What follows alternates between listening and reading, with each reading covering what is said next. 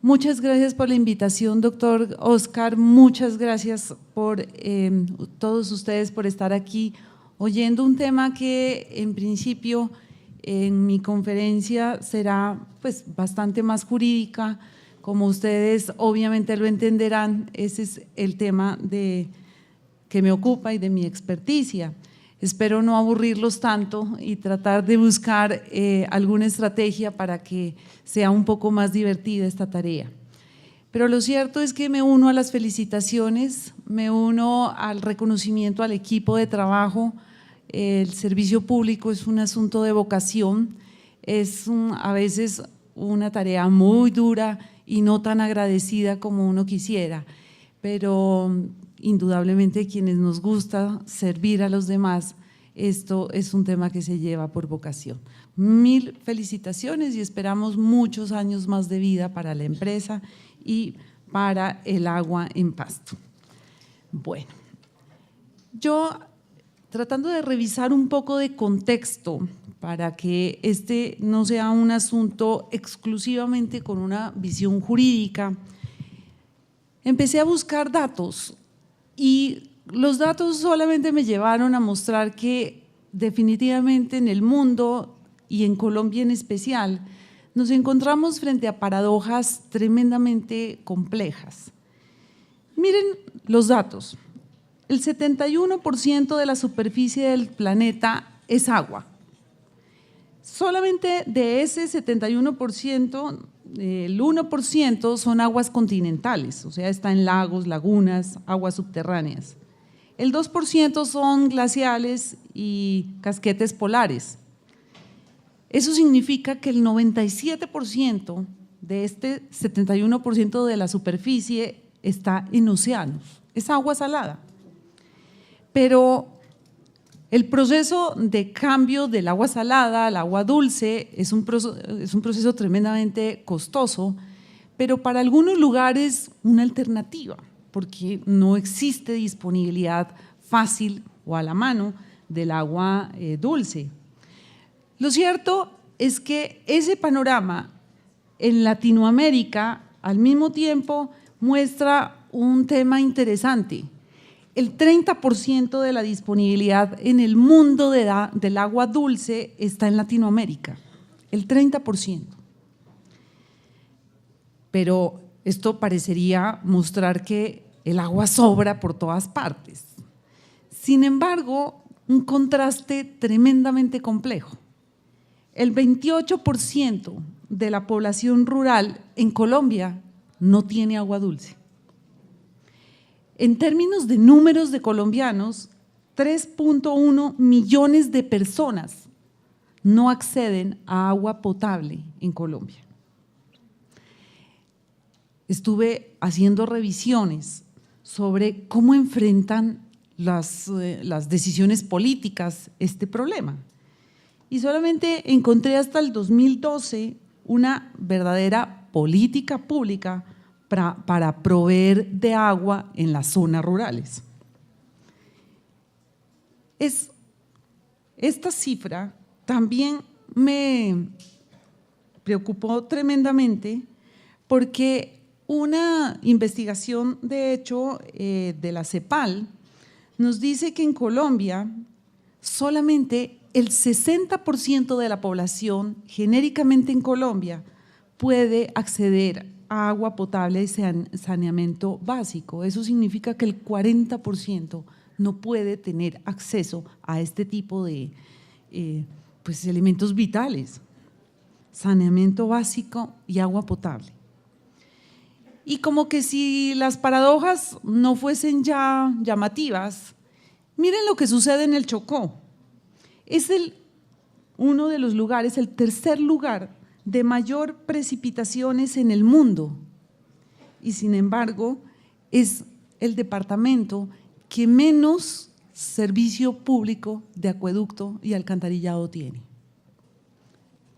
Caramba, parecería que también no tiene explicación. ¿Cómo puede ser posible que si los lugares donde más agua hay es en el campo, solamente el 28% de la población campesina tiene acceso a agua potable en condiciones aptas para el consumo humano.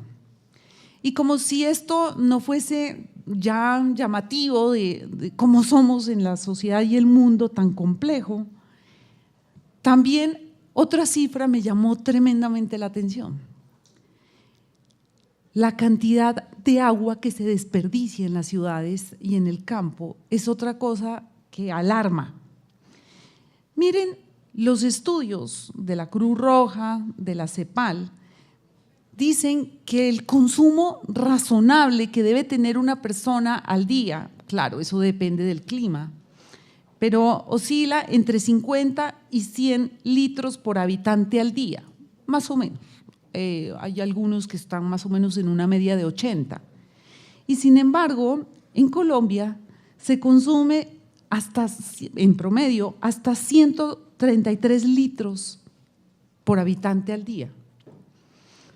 O sea, además está clarísimo que en zonas urbanas se consume mucho más que en zonas rurales.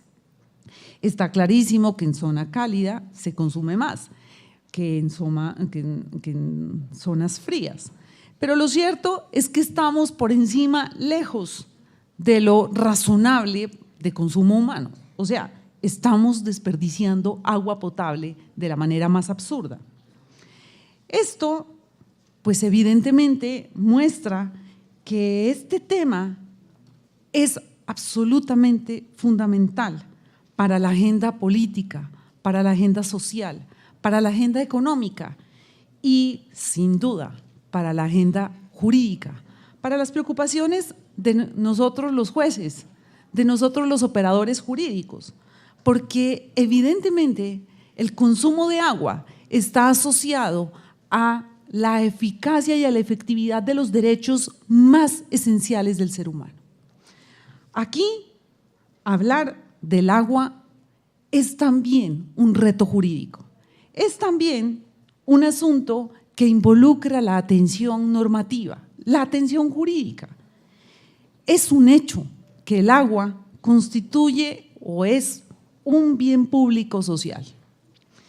Y además es un recurso natural, como lo ha dicho la jurisprudencia, con protección jurídica. Es un recurso natural con protección jurídica, ha dicho la jurisprudencia. Esto no es un invento de la jurisprudencia. Evidentemente, estas necesidades, este impacto del agua como derecho fundamental o como derecho esencial para el ser humano, pues no se origina en un abrir y cerrar de ojos. Miren cómo la propia Constitución le dio relevancia constitucional, le dio una importancia jurídica crucial al agua potable. El artículo 366 de la Constitución nos definió, nos dijo que es un fin social del Estado, o sea, el Estado está para esto, es un fin esencial del Estado, el bienestar general y el mejoramiento de la calidad de vida de los colombianos, dice. Por eso es un objetivo estatal la solución de las necesidades insatisfechas, entre otras, del agua potable. Es la propia Constitución, entonces, la que le da una relevancia al agua potable al límite de encontrarse en la norma jurídica más importante del ordenamiento jurídico colombiano. La Constitución irradia el ordenamiento jurídico. La Constitución permea absolutamente todas las decisiones jurídicas, políticas que se tomen en Colombia. Y ya les dijo que una de las funciones esenciales, que uno de los objetivos esenciales del Estado es satisfacer las necesidades insatisfechas de agua potable de los colombianos. De hecho, la propia Constitución le dice que el gasto público social será prioritariamente aplicado y utilizado, entre otras cosas, en la satisfacción de las necesidades de agua potable. Esto muestra el lugar donde se ubica la necesidad de satisfacer los requerimientos de agua potable de los colombianos. Se encuentra en un lugar crucial en el ordenamiento jurídico, en la Constitución, en la que además también de manera indudable se reconoce como un servicio público. Nadie ha discutido su condición de servicio público. Lo que sí empieza a ser un tema importante para efectos de los intérpretes de la Constitución es establecer cuál es la naturaleza jurídica del agua. Si es un recurso vital, es un bien social tan importante, si ya dijimos que es un recurso con protección jurídica, entonces, ¿cómo hacer para otorgarle esa protección jurídica? ¿Cuál es el mecanismo que le va a dar a los operadores jurídicos la posibilidad de entender y de aplicar el margen de interpretación y de aplicación del derecho o del agua?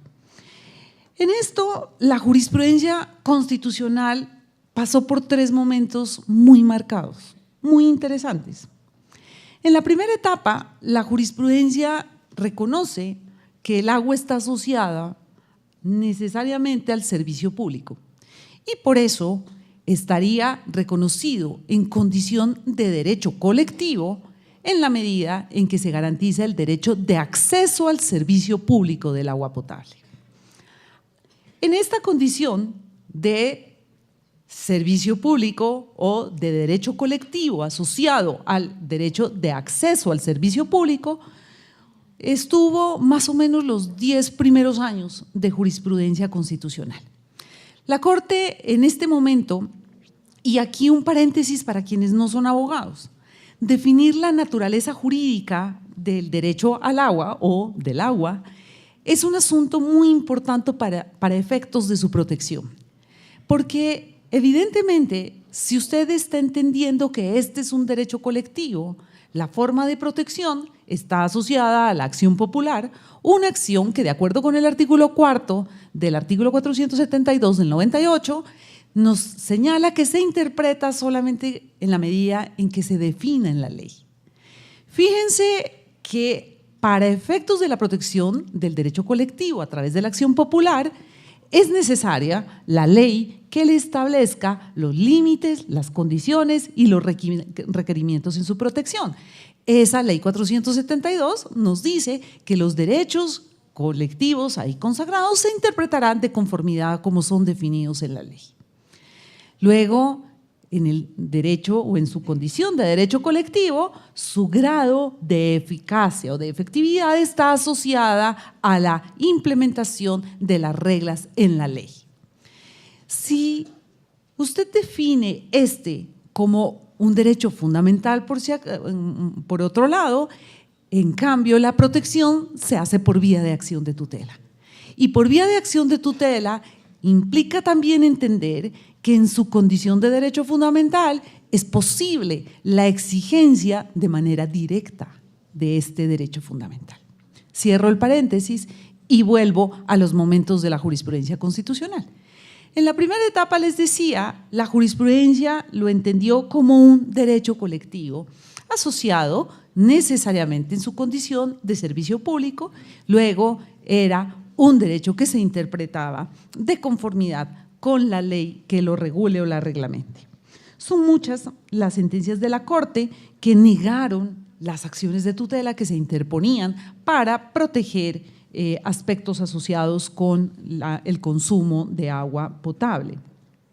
Sentencias 225 del 93, sentencias 571 del 93, 306 del 94, muchas sentencias en esta primera etapa, tal vez les decía 10 primeros años, que no encontraron posible acceder a la acción de tutela cuando se quiere la protección del derecho al agua. Una decisión paradigmática posterior fue muy importante en la medida en que empezó a entender que el derecho al agua podía estar asociado a otros derechos fundamentales. Y este derecho podía en últimas ser necesario, un conducto, un medio indispensable para proteger derechos que indudablemente tenían su carácter o tienen su carácter de fundamental. Por eso ya la Corte empezó a entender que el derecho al agua puede ser un derecho fundamental en conexidad. Y aquí la Corte dice, si el agua es fuente de vida, ¿cómo no entender que el agua protege el derecho a la vida? Y nadie discute que la vida es un derecho fundamental. Si hay momentos entonces en donde la falta de agua potable afecta la vida en su integridad, pues evidentemente no tener agua potable produce una afectación del derecho a la vida.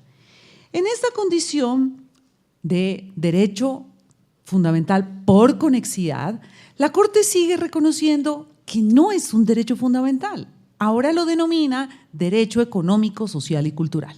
Claro, es un típico derecho económico, social y cultural, pero como derecho económico, social y cultural asociado o en conexidad directa con un derecho fundamental puede ser protegido por vía de la acción de tutela. Pero miren que hasta aquí, muy marcada la jurisprudencia en el sentido de proteger el derecho a la vida, ahora fundamental por conexidad, por esencia económico, social y cultural, pero referido exclusivamente al consumo del agua apta para vivir en condiciones de dignidad. Posteriormente, en el año 2003, se produce un cambio jurisprudencial muy importante. La primera, la sentencia T-410 del 2003, en donde la Corte Constitucional por primera vez reconoce la condición de derecho fundamental al derecho al agua. Lo denomina un derecho fundamental por esencia. Y dice la Corte, para poder hacer este cambio jurisprudencial, dice, nosotros vamos a seguir la observación 15 del 2002 del Comité de Derechos Económicos, Sociales y Culturales, del Pacto de Derechos Económicos, Sociales y Culturales. Aquí, en este pacto, el comité advierte la necesidad de entender al agua como un bien público fundamental. Y ahí la Corte lo entiende como un derecho fundamental en tanto que es un derecho inherente al ser humano. Una sentencia cerquita del mismo ponente, que es una sentencia del año 2005, el ponente fue Humberto Sierra. En esta sentencia 1104 del 2005, la Corte de manera expresa dijo, es que el artículo 94 de la Constitución colombiana hace referencia a la existencia de derechos innominados. La cláusula de derechos innominados, esta que le dice, el hecho de que no esté en la Constitución expreso un derecho fundamental no quiere decir que no lo sea. El derecho que es inherente al ser humano, este derecho que está asociado a la condición humana es ya un derecho fundamental. Y dice la sentencia, ¿qué derecho más cercano, más esencial, más inherente al ser humano que el consumo de agua potable? Luego, entendemos que este es un derecho a los que hace referencia el 94 de la Constitución, que lo entiende como un derecho fundamental exigible por vía de la acción de tutela. En estas dos sentencias, la Corte concede la protección que había sido solicitada por un grupo de personas en esta sentencia del 2003, unas personas en las que recibían a través del servicio de acueducto y alcantarillado de su región, recibían agua, pero los estudios técnicos mostraron que no era agua en condiciones de potabilidad, no era agua que podía consumir el ser humano, no era apta. Por eso, después de un estudio técnico, la Corte llega a la conclusión de que se encontraba afectado el derecho fundamental porque las personas en esa localidad no consumían agua de calidad. Por eso, la Corte concede y ordena dentro de un tiempo que se tomen medidas para ofrecer agua en condiciones dignas de consumo humano. En esta sentencia del 2005, la Corte también accede al derecho de una persona que se ubicaba en un barrio en donde había instalaciones de acueducto y alcantarillado a todos sus vecinos, pero ella había solicitado muchas veces a la alcaldía de la región, a la empresa, era un pueblo bastante pequeño, a la empresa que ofrecía el servicio de acueducto y alcantarillado que la conecte en el servicio, pero nunca obtuvo las respuestas requeridas. Ella había tenido que instalar una manguera pues que efectivamente no ofrecía ni condiciones de licitud ni condiciones de aptitud para el consumo de este servicio, y por eso la Corte dice, bueno, esta persona que tiene en el barrio donde ella vive hay instalaciones de acueducto, hay instalaciones de alcantarillado, pero por desidia de la empresa no fueron atendidas sus solicitudes y por esa razón ordena y accede a la pretensión por vía de tutela. Pero lo importante y lo interesante aquí es que la Corte desde el año 2003, miren, en sentencia del 2005, la Corte reafirma y es enfática en establecer que el derecho al consumo humano de agua potable es un derecho fundamental. Y ahí una precisión que después va a tener desarrollo jurisprudencial muy importante. El derecho fundamental asociado al consumo humano de agua potable. Pero este dato, que es con precisión en fechas, lo hago para llamarles la atención, para quienes recordarán, en el año 2007, el Comité de Promotores del Referendo del Agua buscó firmas para más de 2 millones de personas, firmaron para convocar un referendo que implicaba reforma constitucional para advertir la condición de fundamental del derecho al agua. Un carácter que ya había sido reconocido por la Corte Constitucional 3 años atrás. En este referendo del derecho al agua se proponía definir expresamente su condición de derecho fundamental, se proponía el suministro de mínimo vital gratuito de agua, se proponía establecer una norma constitucional para la protección especial de ecosistemas esenciales para el ciclo hídrico, una sentencia de unos años después, la Corte Constitucional, la sentencia 035 del 2016, la Corte Constitucional dijo expresamente que los páramos, que son estos ecosistemas esenciales para el ciclo hídrico, que los páramos, lo dijo con palabras textuales, la producción del agua en Colombia tiene especial protección constitucional. Los páramos son zonas protegidas por su condición de reguladores del ciclo del agua potable. Esto, por vía jurisprudencial, entonces fue claramente establecido en la jurisprudencia de la Corte Constitucional.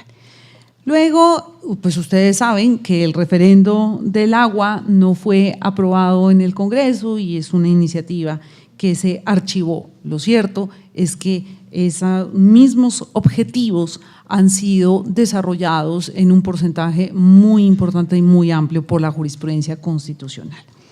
Ahí solamente un paréntesis que cierro. No sabemos si son siempre tan importantes estas propuestas de reforma constitucional, si la propia jurisprudencia de la Corte se ha dirigido en una línea de protección determinada. Cierro el paréntesis. En esta construcción de la línea de la jurisprudencia sobre la naturaleza jurídica del derecho al agua, encontramos definitivamente un punto de no retorno.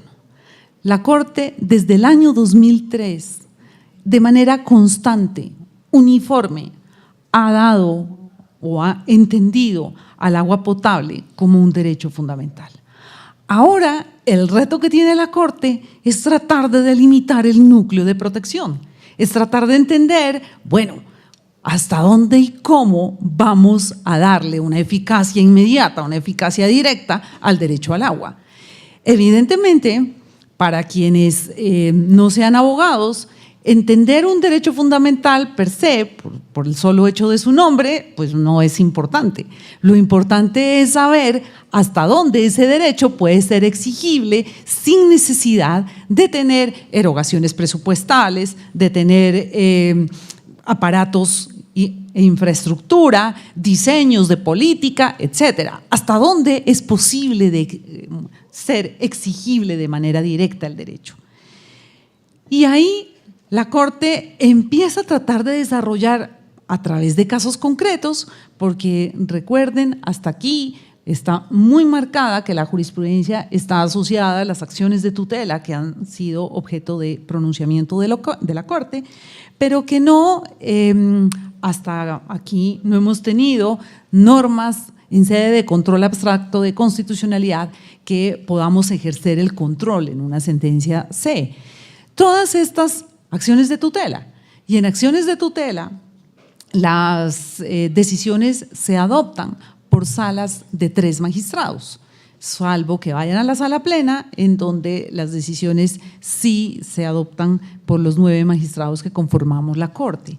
Pero en esa línea de salas de 3, la Corte ha mantenido una tesis constante en un núcleo de protección que no existe una sola sala en este momento que no lo reconozca. Y es establecer que el carácter de fundamental del derecho al agua se apoya o se materializa en el consumo humano. No está asociada la protección del derecho al agua, ni lo dijo en una tutela, que era un complejo turístico, un negocio de unas personas que querían montar un hotel en un lugar cerca a Neiva, en donde la tutela fue negada. Tampoco es dirigido al tema agrícola, está asociada a la protección del consumo humano. Pero para poder entonces delimitar, encontrar los límites del núcleo de protección del derecho al agua, la Corte ha tenido que recurrir a las características que tienen los derechos económicos, sociales y culturales. A pesar de que reconoce que es un derecho fundamental, lo delimita y lo entiende a partir de las características de derechos económicos, sociales y culturales.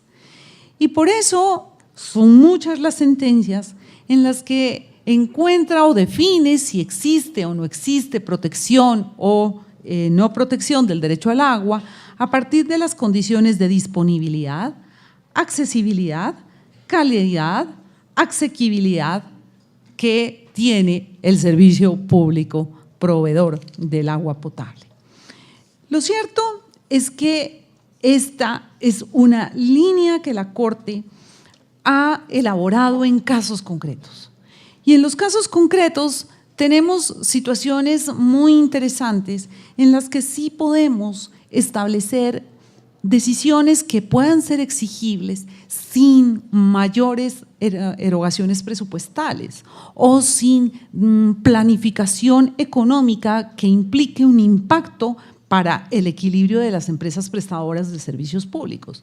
La Corte en esto ha sido mucho más cautelosa, mucho más respetuosa del que diseña la política pública en materia de protección del derecho al agua. Casos muy puntuales, pero puntuales que están asociados a la forma, distintas alternativas de provisión del agua potable. Miren, por ejemplo, la sentencia T-143 del 2010. Estamos en una zona de resguardo indígena. Ellos proveían el consumo del agua de un pozo de agua que después de un temblor se derrumbó. Después de esta de este hecho de la naturaleza, ellos no pudieron acceder a fuentes hídricas cercanas. Realmente estaban pasando por una situación muy compleja de dignidad, porque no podían acceder al agua. Sus lugares más cercanos estaban a unas distancias realmente aterradoras. Ellos interponen la acción de tutela y la Corte Constitucional accede a ella, diciendo o estableciendo el deber jurídico de las autoridades de la localidad de establecer carrotanques. O sea, no, fíjense dónde establece una diferencia clara entre el servicio público y el derecho al consumo de agua en condiciones de dignidad. La Corte, en materia del servicio público, pues sí dice, este no es un tema de tutela, es un tema en donde definitivamente la eficacia directa no puede ser exigible de manera inmediata, pero lo que sí tenemos que hacer exigible de manera inmediata es lo que no admite el paso del tiempo, que es el derecho a consumir agua en condiciones de dignidad. Agua apta para el consumo humano, así sea en carrotanques, pero eso es un deber que está ligado al cumplimiento de las responsabilidades constitucionales de las autoridades. En la sentencia T-740 del 2011, la Corte trató de definir el concepto de derecho fundamental al agua y miren cómo lo definió. Dijo, el derecho fundamental al agua es el derecho a disponer de agua suficiente, salubre, aceptable, asequible y asequible para el uso personal o doméstico. Nosotros atendemos o acogemos la definición del Comité de Derechos Sociales y Culturales como de la Corte Constitucional, dijo la sentencia T-740 del 2011. En estas sentencias hay muchísimas en donde la Corte empieza a tratar de trabajar los conceptos de accesibilidad, los conceptos de calidad. Es sorprendente que en el siglo XXI todavía muchas empresas de acueducto y alcantarillado en el país ofrecen agua pero contaminada, agua que no tiene condiciones de salubridad. Y en esto sí la jurisprudencia de la Corte ha sido enfática, con infraestructura ya organizada, con infraestructura ya montada, definitivamente la condición de calidad del agua es un derecho exigible de forma inmediata. Esto sí es un asunto que puede ser protegido por vía de la acción de tutela. En los temas de accesibilidad, o sea, estos de agua que no tienen la infraestructura suficiente, si la jurisprudencia de la Corte aún tiene un límite en el reconocimiento de el diseño de las decisiones políticas y de las decisiones económicas de la respectiva localidad. Por eso, en estas situaciones, la Corte ha ordenado la provisión de carros tanques, etcétera, pero no la construcción de acueductos como en alguna ocasión lo hizo a inicios de los años 93, 92 de la Corte Constitucional. Lo cierto es que la Corte sí tiene muy claro algunos aspectos en donde el derecho al agua potable tiene un margen de protección mayor que otras. En lugares de vulnerabilidad, la Corte tiene perfectamente identificado el deber que tiene el Estado de intervenir. Miren un caso, dos casos paradigmáticos. El caso del agua en las cárceles. En curso de los procesos de seguimiento a las sentencias estructurales del estado de cosas inconstitucional en cárceles, la Corte ha encontrado situaciones realmente aterradoras. La cárcel de Bucaramanga, por ejemplo, tiene un baño para 800 personas. Las posibilidades que tienen estas personas para acceder al agua en condiciones de salubridad son prácticamente imposibles. Por eso en este tipo de situaciones límite, la Corte ha intervenido y ha ordenado incluso la realización de obras con carácter urgente dentro de tiempos con provisión de presupuesto manejable, evidentemente. Pero lo cierto es que en estas situaciones de límite, en poblaciones realmente vulnerables, que son las personas que viven en cárceles, la Corte ha dado órdenes más directas de realización de obras. Segundo caso en donde también la Corte encontró la necesidad de articular las distintas entidades públicas que tienen a cargo las responsabilidades de dignidad de vida para las personas en situación de vulnerabilidad. Comunidades indígenas cerca en el Yopal. Hay comunidades que no tienen acceso a infraestructura de servicios públicos y tienen grandes problemas de salud. Realmente esta comunidad se está extinguiendo, las comunidades allá se están extinguiendo, no por violencia, no se están extinguiendo por conquista de los españoles, no se están extinguiendo por odio interno, por guerrillas, se están extinguiendo por enfermedades. Es una población en donde sus dos grandes problemas están en enfermedades asociadas a la picadura de culebras, de serpientes y a las enfermedades gastrointestinales. Entonces, haciendo un estudio, pues el tema de las culebras, la forma para proveer el antídoto, pues requiere un personal con cierta capacitación técnica. Antes habían enfermeras indígenas que pues las habían enseñado cómo poner este antídoto, etcétera, pero al parecer se presentó la muerte de alguna persona y con ocasión de esto se impidió que se vuelvan a inyectar este tipo de productos, pues este tipo de medicamentos. Con esa decisión, ahora pican las culebras, las serpientes a las personas y prácticamente esa picadura termina o en amputación del miembro donde la picaron o en muerte. Y a uno no le cabe eso en la cabeza por la sencilla razón de que ellos quedan tan distantes del lugar donde puedan inyectarse este medicamento que el acceso hace que cuando ya lleguen al lugar pues ya el respectivo miembro se encuentra necrosado, por eso no tienen otra opción que la amputación. Lo difíciles que son las políticas públicas, en este caso en el tema de salud, pero también asociado al segundo gran problema es el problema gastrointestinal.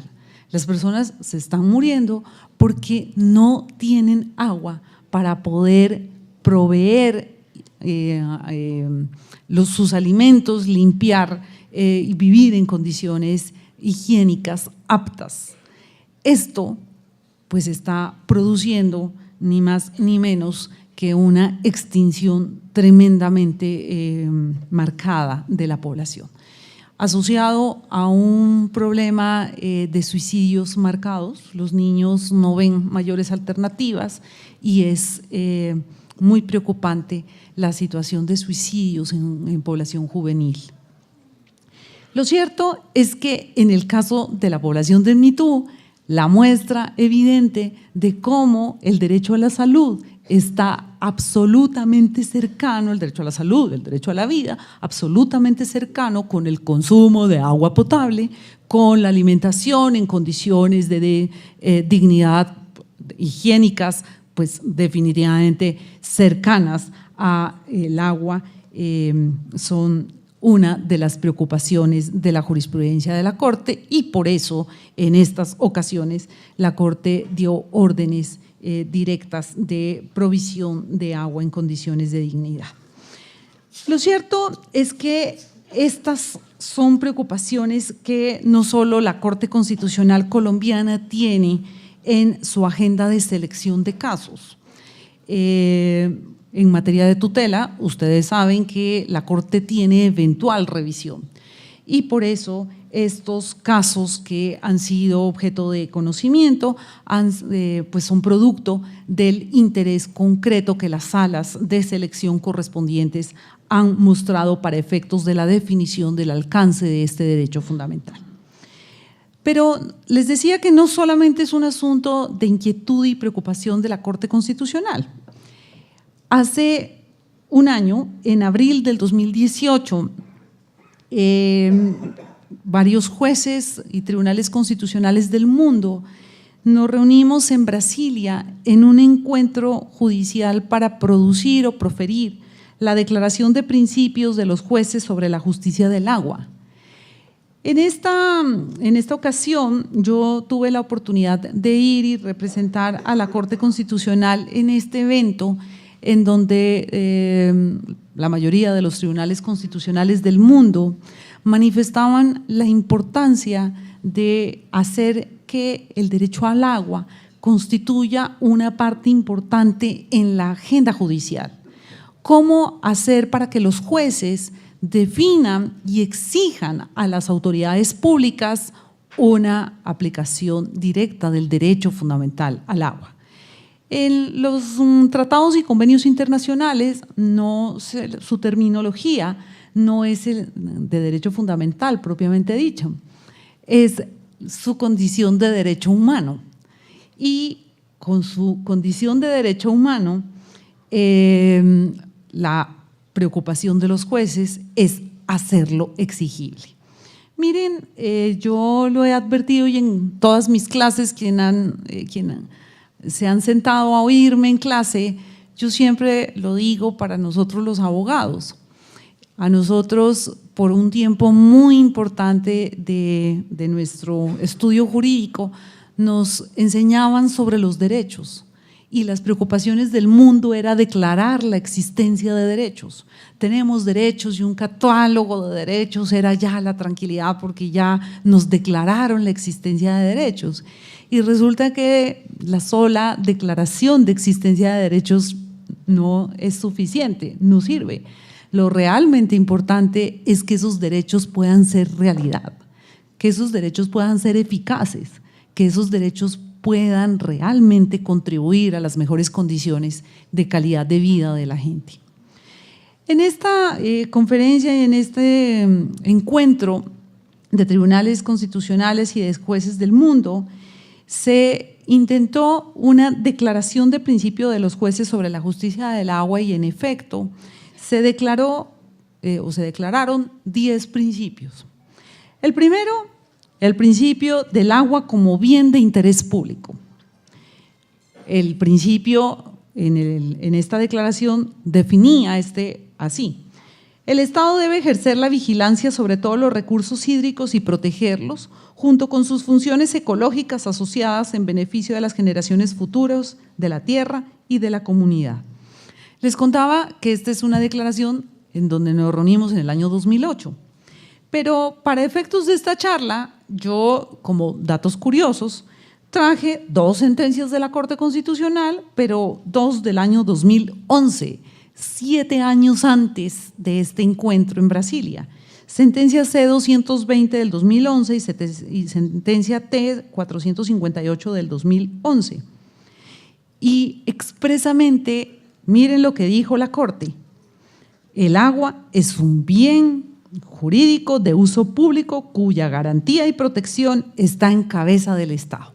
Más o menos las mismas palabras que la Declaración de Brasilia adopta 7 años después. Principio 2, la justicia del agua, el uso de la tierra y la función ecológica de la propiedad. En esta misma sentencia, la C-211 del C-220 del 2011, la Corte hizo referencia a la necesidad de que los órganos políticos, no la Corte Constitucional, sino que los órganos políticos avancen hacia el diseño de una justicia del agua.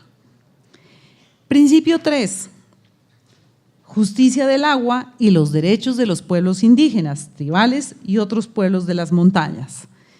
Sentencia T-1080 del 2012, sentencias T-256 del 2015 y muchísimas sentencias en donde la Corte Constitucional dijo, ¿se acuerdan que uno de los temas que había definido yo, el núcleo de protección del derecho fundamental al agua, estaba en personas en situación de vulnerabilidad, dentro de los cuales los grupos indígenas han sido absolutamente claros, grupos vulnerables, protegidos por esta jurisprudencia que le da condición de derecho fundamental al agua. El principio 4 de Brasilia, justicia del agua y prevención, sentencia T-240 del 2014, sentencia C-235 del 2016, en donde la Corte dice, en la interpretación del derecho al agua y la afectación del derecho al agua, el principio de prevención es de obligatorio cumplimiento.